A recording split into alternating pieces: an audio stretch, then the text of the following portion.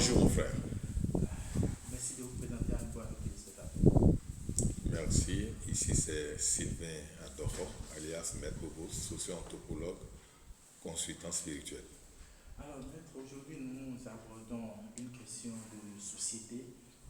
De plus en plus, on constate que les parents, dès que leurs enfants commencent par avoir des comportements différents que ceux qu'ils ont habituellement, ils ont pour la plupart du temps tendance à accuser le voisinage, les voisins, les enfants des voisins et autres. Déjà, dites-nous dans un premier temps, qu'est-ce qui peut pousser, quelles peuvent être les raisons pour lesquelles un enfant, du jour au lendemain, change subitement de comportement.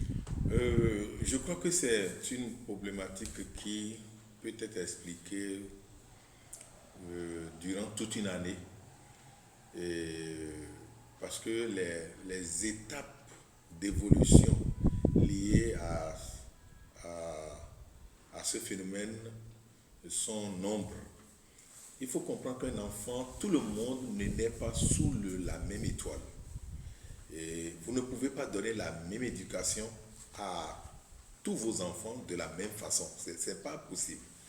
Il y a des enfants qui naissent spéciaux, qui sont dans leur champ de compréhension très bien défini.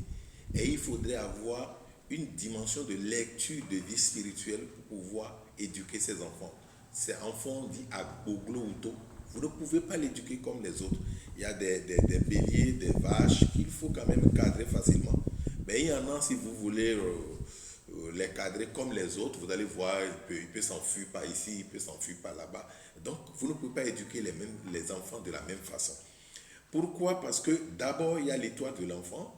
Deuxièmement, il y a le nom, les vibrations des noms que porte l'enfant. Attention, lorsque vous donnez des noms, attendez-vous à subir les conséquences liées au nom que vous donnez. C'est très important. Et lorsqu'on quitte la dimension de nom, il y a aussi le karma destin de l'enfant. Le karma destin de l'enfant, imaginez un enfant qui, toute sa vie, ses vies passées, était un guerrier. Vous n'allez pas pouvoir interdire à cet enfant avec force de ne pas se battre par moment, de ne pas poser des actes de violence par moment, parce que dans son ADN se cache tellement d'énergie de violence. Et il faut peut-être trouver des centres de méditation, les centres de sophrologie, les centres de natation pour pouvoir calmer ces énergies qui sont en essai.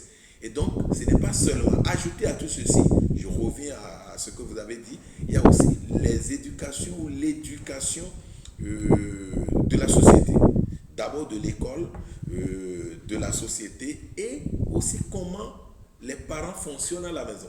Si tout le temps, papa et maman se rentrent dedans à chaque fois, à un moment donné, ce que l'éducation qui doit sortir des parents ne peuvent plus avoir même mise sur cet enfant-là.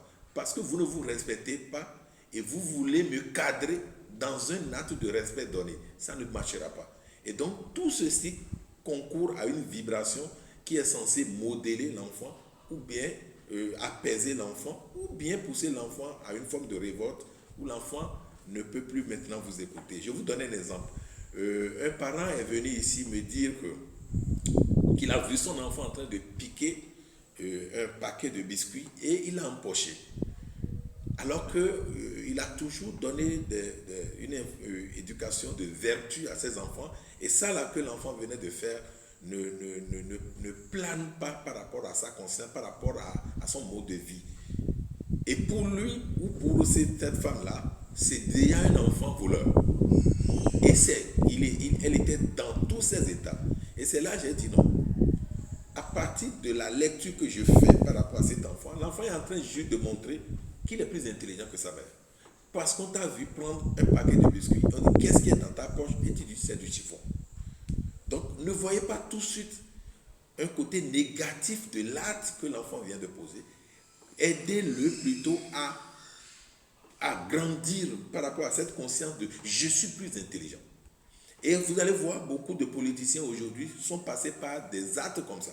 Vous voyez, on se dit je suis plus intelligent devant toi, je suis censé couvrir mes réflexions d'une manière où tu es obligé de m'accepter et moi je fais de toi ma chose. Et donc il y a des choses comme ça. Et n'oubliez pas que chaque pierre dans notre univers est tellement bien taillée pour être insérée à sa place afin que l'édifice soit construit. Et donc ce n'est pas seulement la société, mais il y a aussi la vie de l'enfant. Et maintenant, la société peut accompagner. Parce qu'au niveau de la vie de l'enfant, il y a 3 grandes énergies associées à 9 autres. La première énergie, c'est l'aspiration profonde. C'est-à-dire quoi? Lorsque la femme est tombée enceinte, toute la joie qui l'a animée, ou toute la tristesse qui l'a animée, et lorsqu'elle accouche, et papa, et maman, et l'alentour, on s'agite, on est dans une joie pour pouvoir donner un nom, sans comprendre tout ce qui est caché de ce nom. L'énergie cachée dans ce nom-là, c'est ça qu'on appelle aspiration profonde. Qu'est-ce qui aspire les parents à donner ce nom? Deuxièmement, il y a le moi personnalité, c'est-à-dire ma personnalité, la personnalité du bébé qui est venu. Vous allez donner un nom, mais le bébé a sa personnalité.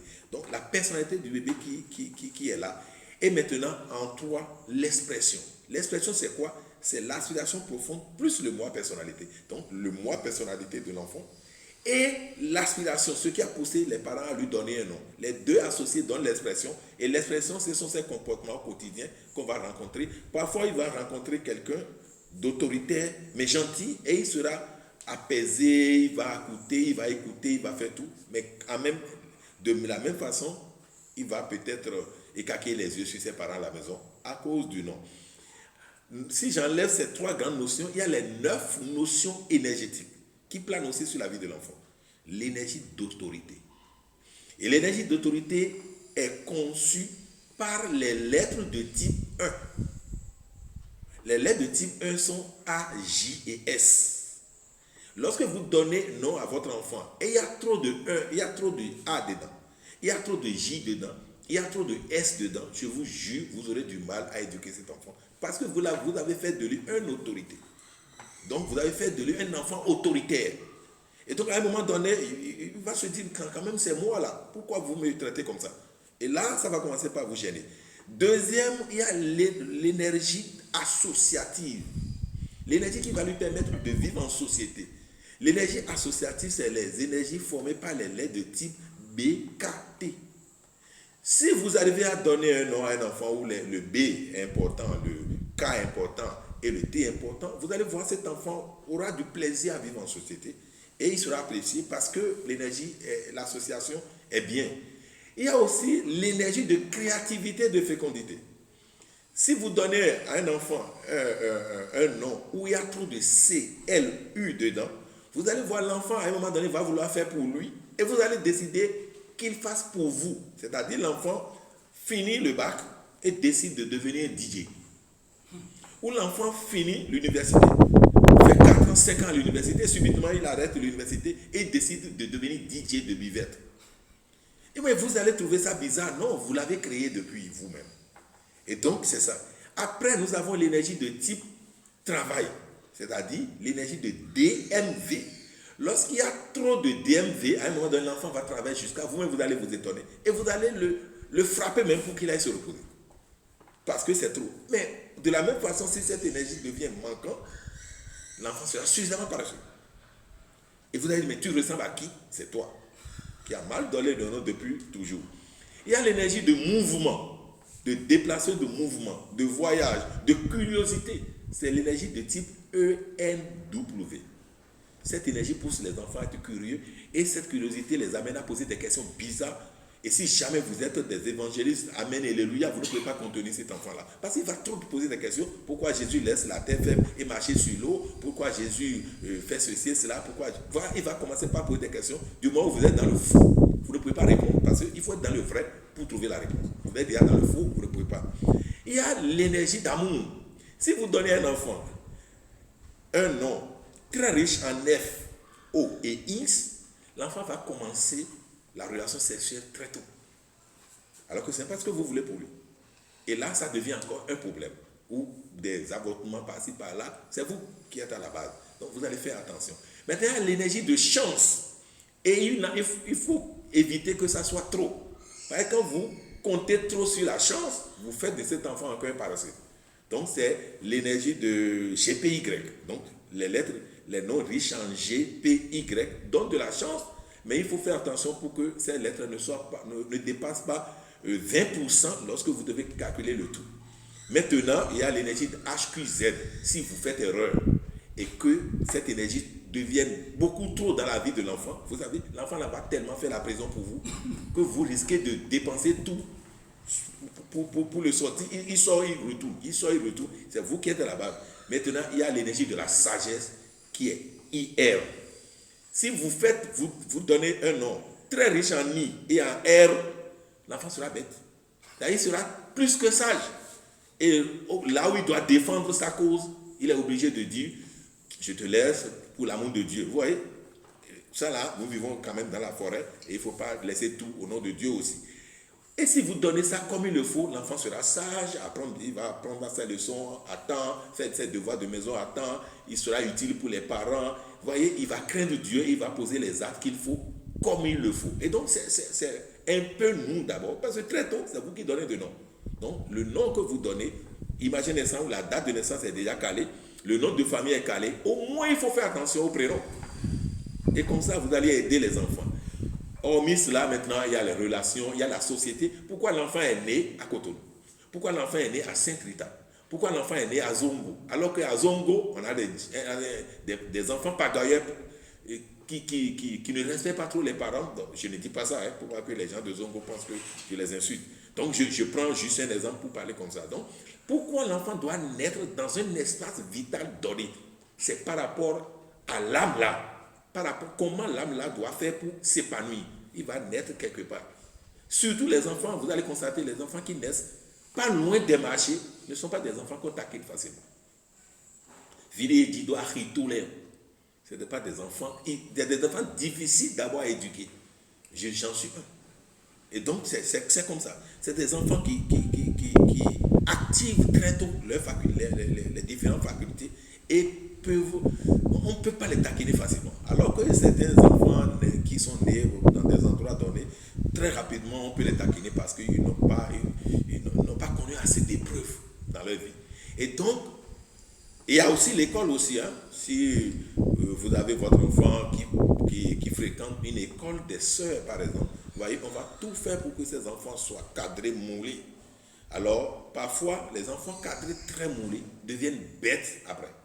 Donc, il faut permettre un peu à l'enfant de rester dans votre enclos, mais il faut aussi lui permettre de sortir par moment, que Dieu lui donne la possibilité de revenir. Mais si vous dites qu'il ne va pas du tout sortir, vous ne l'aidez pas à s'épanouir. Et quand vous le laissez trop sortir, vous faites de lui un délinquant. Et donc, et la maison, le petit espace vital est meilleur. Et aussi, dehors, les deux doivent s'équilibrer pour une éducation noble à votre enfant.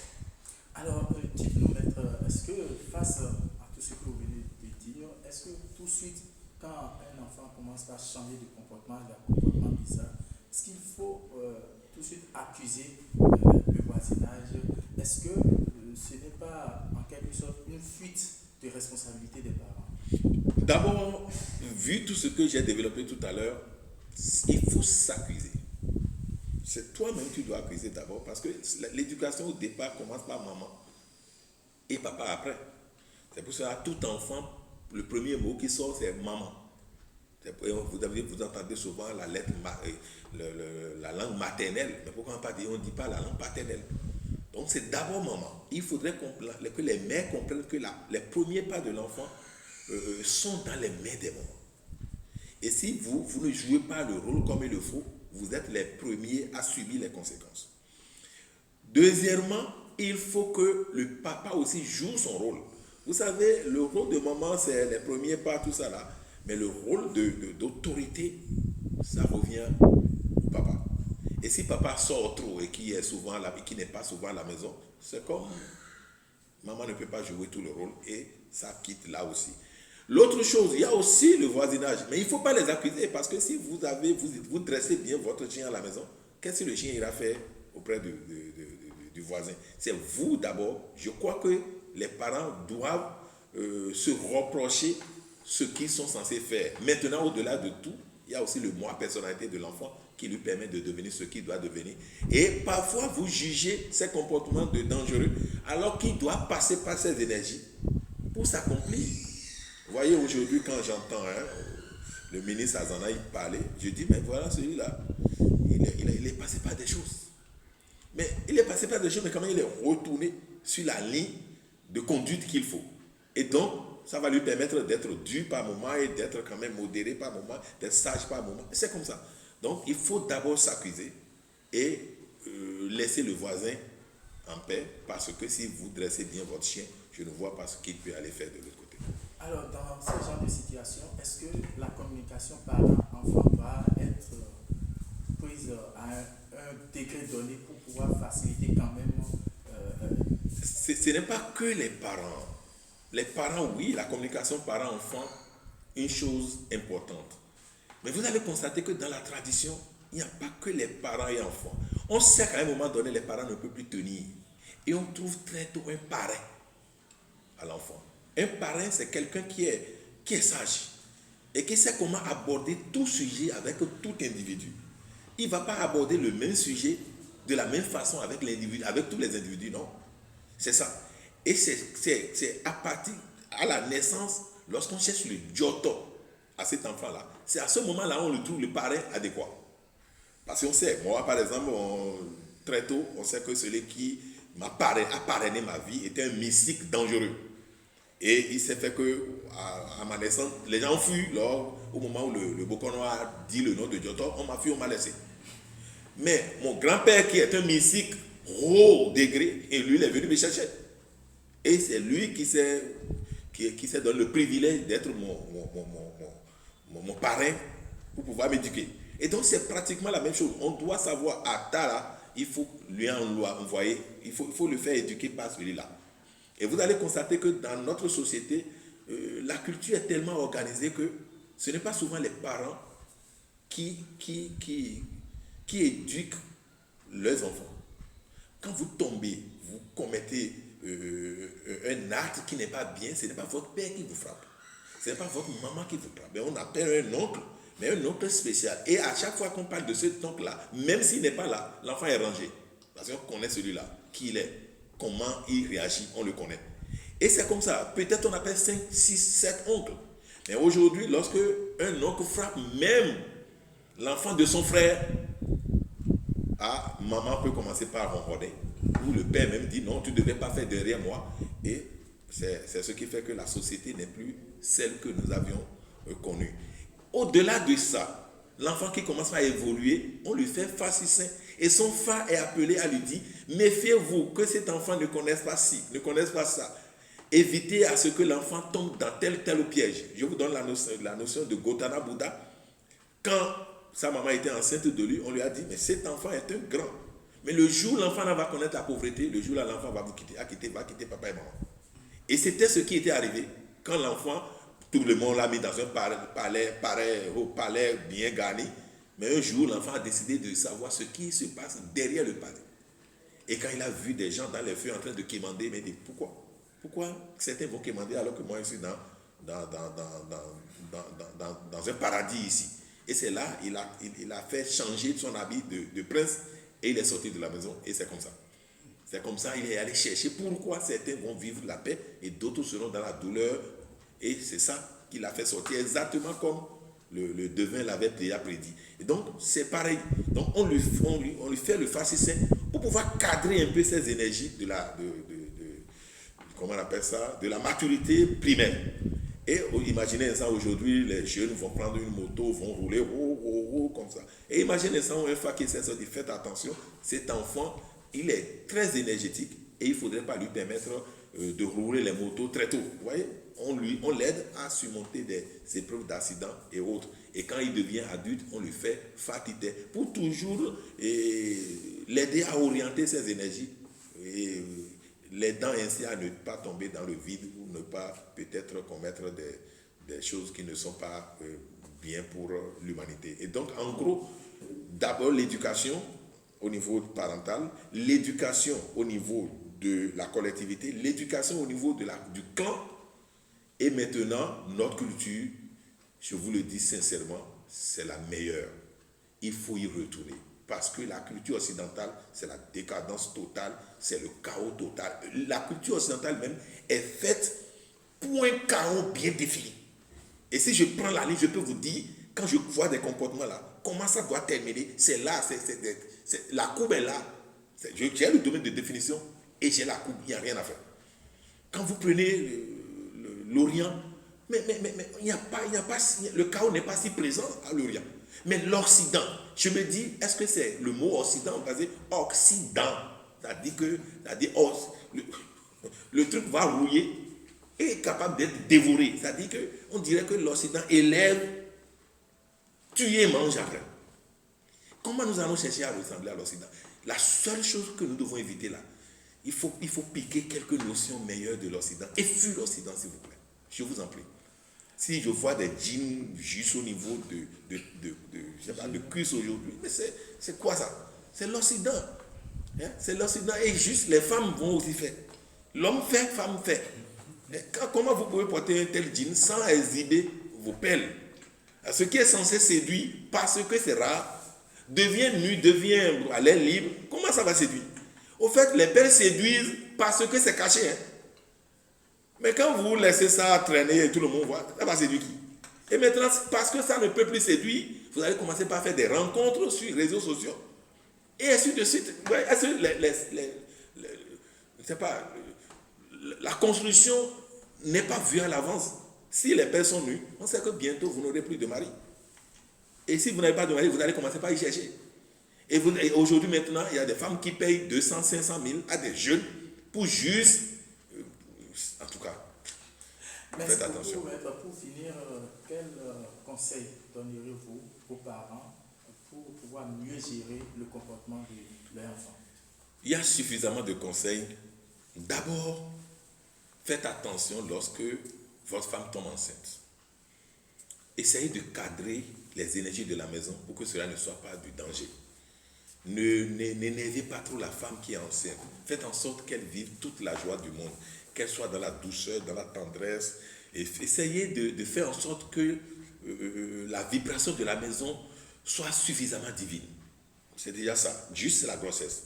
Il faudrait que la femme enceinte aussi trouve des occasions pour transcender ces notions de colère, de ceci et cela. Maintenant, à la naissance, il faut déjà trouver un numérologue, un numérosophe pour vous aider par rapport au nom. Parce que si vous donnez des noms aujourd'hui, à cause de l'école ou les parents qui sont des universitaires, on forme les noms et on donne. Hein? On forme les noms, on donne. Il y a quelqu'un, j'ai étudié quelqu'un, et il s'appelle Dolores. Alors Dolores veut dire douleur. Et l'enfant est en train d'avoir de petites situations compliquées, toutes les petites situations compliquées dans sa vie. Donc, et trouver quelqu'un comme ça. Enfant dit, c'est des sages. On va vers des sages pour avoir le nom qu'il faut. Mais ça ne se fait plus. Et regardez, quand vous lui donnez de nom qui est dans votre langue, on comprend ce que ça veut dire. Moi, je m'appelle Benakbon. Mais partout où je passe, je sais que la nature me protège. Mais je connais un monsieur, son nom c'est Wedagba. Mais quand le parent qui est en train de donner ce nom-là ne connaissait pas la profondeur, Wedagba no dit tété, et l'enfant est devenu bizarre. Il ne fume pas ici, il ne boit pas là, il insulte grande personne par là. Mais tous les tétés sont à l'intérieur de lui. Il sort ça là aujourd'hui, il sort ça là demain. Donc vous avez besoin des numérologues ou des numérosophes, ou même des astrologues, pour pouvoir regarder un peu comment l'enfant est né, afin de lui trouver de bons noms. Et maintenant, mis à part ça, revoyez l'éducation. Essayez de sortir un peu l'éducation du colon. Malheureusement, ce serait difficile pour vous parce que c'est le colon qui a créé l'école. Et quand vous quittez l'école, c'est l'église, c'est le colon qui a créé l'église. Parce que le colon veut un devenir de vous, spécial, pour lui. Aucun colon ne peut pas vouloir votre épanouissement. Le colon fait de vous des proies parce qu'il sait que lui, il est fauve et à tout moment, il va manger. Malheureusement ou heureusement, la nature fait toujours certains agboglorauto qu'on ne peut pas contrôler parce que moi, le colon ne peut pas me contrôler. Quoi qu'en soit, les cercles de connaissances que je vais fouiller, le colon ne peut pas me contrôler. Voilà. Faites des enfants de l'Afrique désormais comme ça pour que nous puissions vivre libres. Parce que pour le moment, l'Afrique n'est pas encore libre. À cause de ça. Merci beaucoup à vous. Merci mon frère.